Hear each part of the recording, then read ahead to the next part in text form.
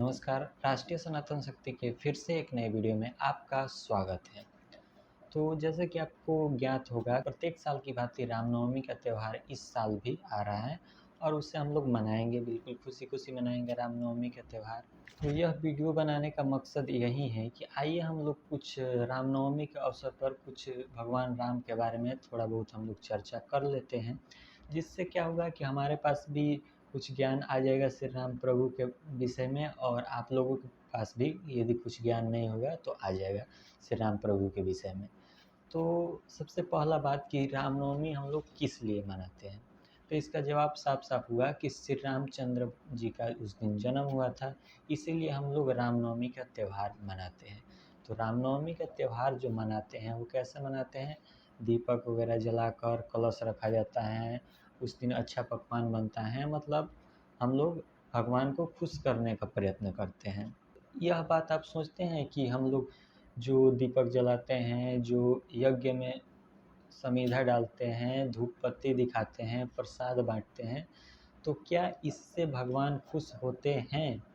तो इसका जवाब साफ-साफ हुआ कि नहीं। आप रामायण उठा लीजिए या फिर भगवद गीता उठा लीजिए या फिर उपनिषद उठा लीजिए, कहीं भी आपको यह नहीं मिलेगा कि भगवान समीधा से या फिर फल से या फिर प्रसाद से प्रसन्न होते हैं।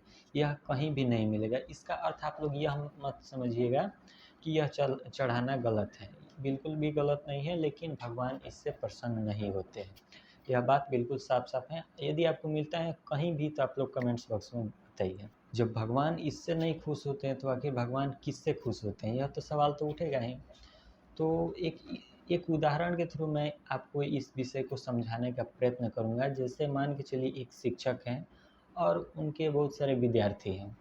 तो शिक्षक कब खुश होंगे? यदि आप एक विद्यार्थी हैं तो आप सोचिए कि आपके टीचर कब खुश होंगे? आपके टीचर तभी खुश होंगे जब आप उनके बताए हुए मार्ग पर चलें और उनके बातों का अनुसरण करें, तभी आपके टीचर खुश होंगे।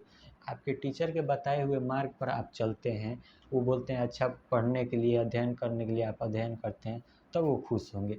ठीक उसी प्रकार प्रभु राम कब खुश होंगे? जब उनके बताए हुए आदर्श को हम लोग अपनाएँगे, उनके बताए हुए मार्ग पर चलेंगे।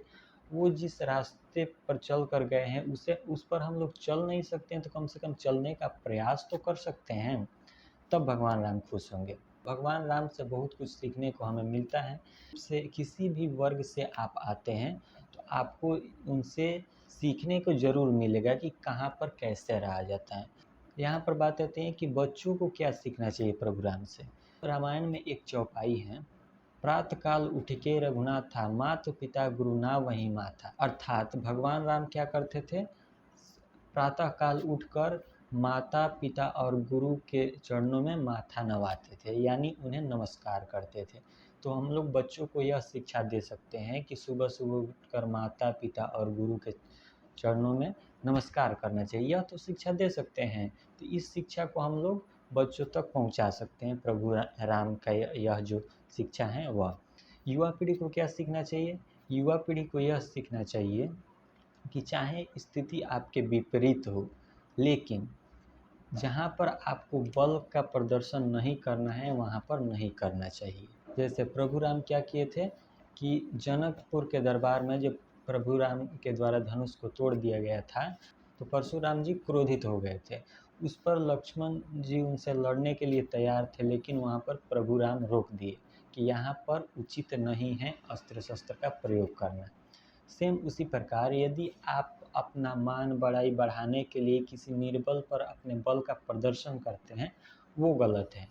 यदि आपके सामने कोई निरपराध को मारा जा रहा है और आप सक्षम नहीं है बचाने के लिए, फिर भी आप वहाँ पर प्रयास कर रहे हैं बचाने के लिए, यानी अपने बल का प्रदर्शन कर रहे हैं उनको बचाने के लिए, तब यह राम के आदर्शों का पालन होगा। तो यह सीख प्रभु राम से हम युवा पीढ़ी को लेना चाहिए। अब बुजुर्ग लोगों को क्या सीख लेना चाहिए, तो जैसे आप लोग ग्रामीण क्षेत्रों में यदि बिलोंग करते हैं तो ग्रामीण क्षेत्रों में आप लोग ध्यान दिए होंगे कि बुजुर्ग लोग जितने भी होते हैं, मतलब सभी नहीं, कुछ बुजुर्ग लोग हैं जो कि उनका 75-80 साल एज हो गया है, मतलब मरने के उम्र में है, फिर भी वो लोग ज़मीन, पैसा और ये वो मतलब उसी में उलझे रहते हैं, यानी सांसारिक तत्वों में उलझ कर रहते हैं। तो प्रभु राम क्या किए थे, जब उनका समय पूरा हो गया था तो क्या किए, जब उनको लगा कि उनके पुत्र योग्य हो गए हैं राज्य चलाने के लिए, तो क्या किए, राज्य को उनके ऊपर सौंप दिए कि तुम लोग चलाओ। तो यही शिक्षा बुजुर्ग लोगों को लेना चाहिए प्रभु राम से। जब आपके पुत्र यदि योग्य हो जाते हैं घर को चलाने के लिए, तब आप उस वर्ण व्यवस्था को छोड़कर भगवान की शरण में जाने का मार्ग अपनाइए। यह शिक्षा हमें बच्चों को, युवा पीढ़ी को और बुजुर्ग को प्रभु राम से लेना चाहिए। एक बात और है कि रामनवमी का त्यौहार हम लोग मोबाइल पर, व्हाट्सएप पर, ट्विटर पर, फेसबुक पर, इंस्टाग्राम पर स्टेटस ये वो लगाकर तो मना लेते हैं, लेकिन धरातल पर कब उतारेंगे हम लोग प्रभु राम के आदर्शों को, यानी ज़मीन पर हम लोग कब उतारेंगे प्रभु राम के आदर्शों को, यह बात पर भी थोड़ा सा हमें सोचना चाहिए। और बहुत लोग शक्ति का प्रदर्शन इस जगह करते हैं, जैसे जुलूस में हो गया, जुलूस में जाएंगे, दूसरे जाति का स्थान है कहीं पर, तो वहाँ पर जाकर प्रदर्शन करेंगे।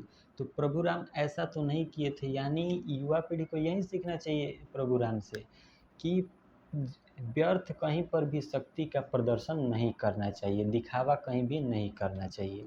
तो आपसे अनुरोध है कि आप लोग मोबाइल तक ही मत सीमित रखिए, अपने जो भावना है उसको, अपना जो कर्तव्य है उसको मोबाइल पर ही मत सीमित रखिए, बल्कि धरातल पर भी उतारिए। और प्रभु राम के आदर्शों को धरातल पर उतारने के लिए हमें एकजुट होकर काम करना पड़ेगा, यानी आप लोग किसी संगठन से जुड़ सकते हैं, जैसे विश्व हिंदू परिषद, बजरंग दल, राष्ट्रीय स्वयंसेवक संघ। किसी भी संगठन से जुड़कर यदि हम लोग काम करते हैं एकजुट होकर, तो एक दिन ऐसा समय आएगा कि पूरा भारत राममय हो जाएगा। तो यह वीडियो यहीं पर समाप्त करते हैं, इसी उम्मीद के साथ कि आप लोग रामनवमी के अवसर पर धरातल पर कुछ काम कीजिए, यानी कम कम से कम कुछ नहीं तो अपने घर पर एक ध्वज जरूर लगाइए, और सामूहिक जो रामायण का पाठ है करा सकते हैं आप लोग, यदि सक्षम हैं तो 10 लोग मिलकर भी करा सकते हैं, सामूहिक जो रामायण का पाठ है उसे रामनवमी के अवसर पर करा सकते हैं। उम्मीद है यह वीडियो आपको पसंद आया होगा, और वीडियो पसंद आया होगा तो वीडियो को लाइक कर दीजिए। इससे क्या होगा कि हमें मोटिवेशन मिलेगा और हम लोग प्रयास करेंगे कि आपको इसी तरह के वीडियो आगे भी लेकर आएँ। तो आज के लिए बस इतना ही, मिलते हैं अगले वीडियो के साथ। जय हिंद, वंदे मातरम।